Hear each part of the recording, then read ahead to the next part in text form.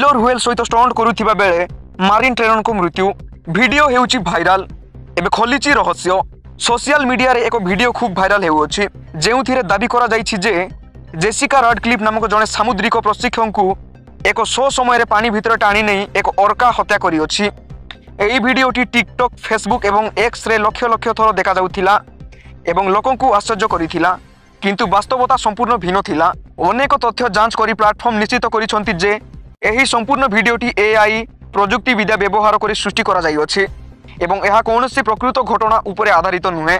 Jessica राडक्लिफ नामक कौनसी प्रशिक्षक अस्तित्व नाही किंबा पैसिफिक ब्लू मारिन पार्क नामक कौनसी पार्क रे एपरी घटना घटी नाही। प्रकृति रे एही पार्क नो नाम मध्य काल्पनिक।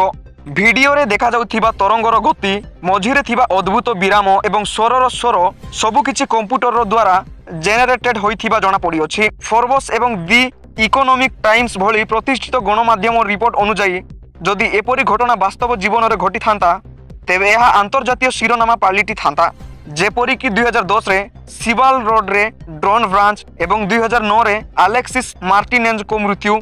किंतु एही जेसिका राडक्लिफ कहानी रो कौनसी प्रमाण नाही। एपरी नकली वीडियो गुड़िक प्रायतः प्रकृत घटना गुड़िकर आश्रय नहीं निजको प्रकृत देखाइबाकू चेष्टा करती। डॉन ब्रांच एवं अलेक्सिस मार्टिनेज को प्रकृत घटना उपरे आधारित एही वीडियो रे एक नकली कहानी बुणा जाइथिला, जहा द्वारा लोक माने यहाकू सत्य बोली विश्वास करती। विशेषज्ञ माने कहिसंती जे एपरी वीडियो लोकों को भाव प्रवणता को उत्तेजित करे एवं सामुद्रिक प्राणी को बंधी रखिबा विषय रे नैतिक प्रश्न उठाए। वीडियोर प्रकृत गुणवत्ता एवं भावप्रवण प्रभाव यह बहुत शीघ्र भाइराल करिथाए एवं सत्य बाहरिबा पूर्वरु यह लक्ष लक्ष लोकंक पाखरे पहुंची जाइथाए।